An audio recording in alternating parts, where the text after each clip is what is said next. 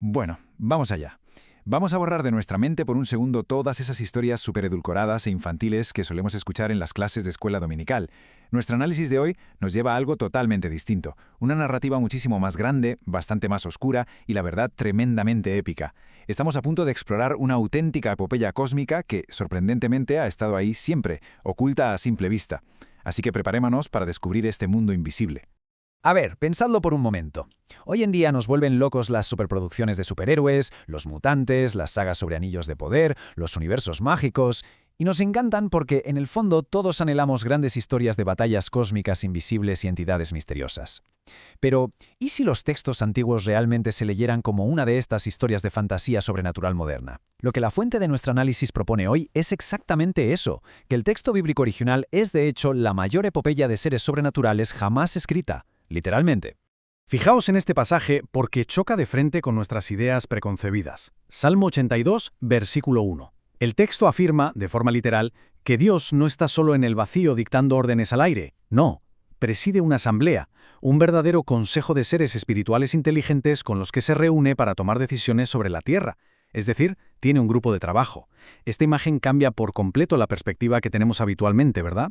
Y para que quede claro, todo esto no nos lo estamos inventando. Los cimientos de nuestro análisis de hoy provienen de una investigación erudita muy rigurosa, presentada en el libro Sobrenatural de Michael S. Heiser. Lo que hace el autor es analizar tanto a nivel lingüístico como teológico los textos hebreos originales para desentrañar lo que los antiguos autores creían realmente sobre el mundo invisible.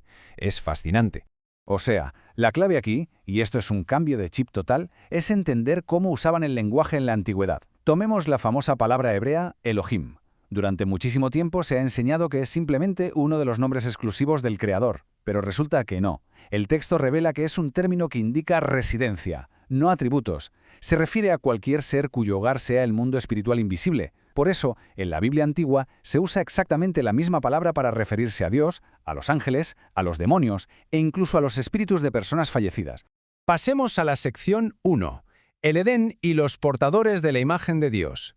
Casi siempre nos imaginamos el jardín del Edén como un parquecito idílico donde alguien colocó a los primeros humanos y ya está. Pero el material original lo describe de una forma muy distinta. Era el cuartel general de Dios en la tierra, el lugar literal donde el reino celestial y el terrenal se cruzaban, donde convivían dos familias. Por un lado tenemos a la familia espiritual, ese consejo celestial del que acabamos de hablar, y por otro a la familia terrenal, nosotros, la humanidad. Y lo más increíble es que ambas familias fueron creadas para ser portadores de su imagen. Su propósito conjunto, trabajando en equipo, era cogobernar la creación y expandir el Edén hasta cubrir todo el planeta. Un verdadero proyecto compartido entre el cielo y la tierra. Sección 2. 3 rebeliones divinas. Pero, claro, cuando das libre albedrío a seres imperfectos, sean humanos o espirituales, la cosa se puede complicar. Y vaya si se complicó. Ese plan original tan perfecto se vino abajo mediante un sabotaje cósmico en 3 fases. Primero, en el amanecer de la creación, tenemos a un ser divino, representado como la serpiente, que se revela en el mismo Edén y engaña a la humanidad para hacerse con el control. Luego, en la era anterior al diluvio, otros seres de ese consejo celestial, los llamados hijos de Dios, deciden intervenir en la tierra para crear a su propia descendencia, los famosos gigantes conocidos como Nefilín. Y finalmente, tras el diluvio, ocurre la gran rebelión humana, en la Torre de Babel. Llegamos a la sección 3, Geografía cósmica y Babel. Ojo con esto, porque el incidente de la Torre de Babel no fue simplemente un cuento para explicar por qué hablamos idiomas distintos. ¿Qué va? Fue el detonante de una auténtica guerra territorial por la geografía global del planeta. Según este análisis, la consecuencia directa de esa rebelión fue lo que se llama la desheredación de las naciones. Dios responde dividiendo a los pueblos de la tierra y cediendo su administración a dioses menores, es decir, a los miembros rebeldes de su propio consejo divino.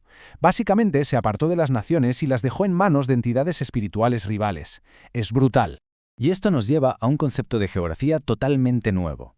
Si el mundo, en su mayor parte, está controlado por dioses rivales, el espacio que pertenece al Dios verdadero tiene que ser radicalmente distinto.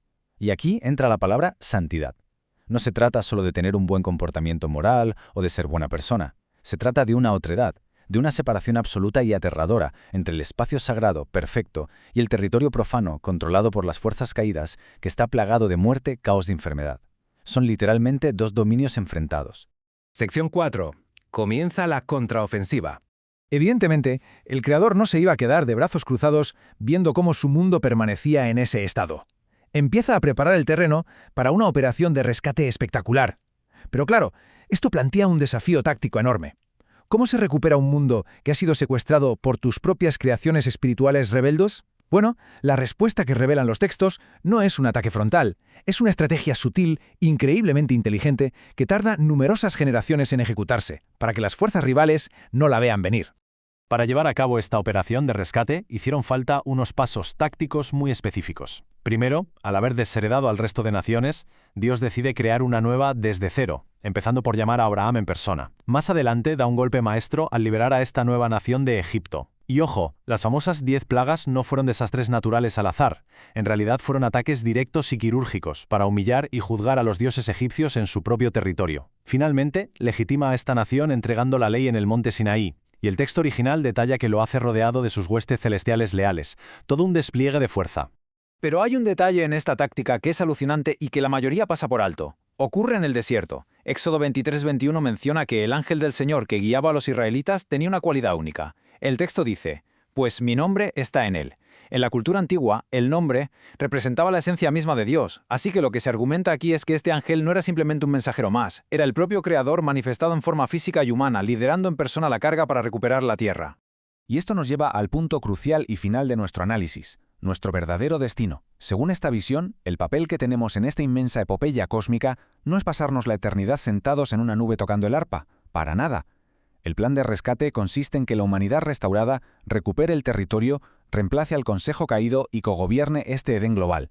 Una vez que comprendemos la magnitud de esta asombrosa guerra invisible, resulta casi imposible volver a ver el mundo terrenal de la misma manera, ¿verdad? Y esto nos deja pensando, ¿estamos listos para asumir ese papel?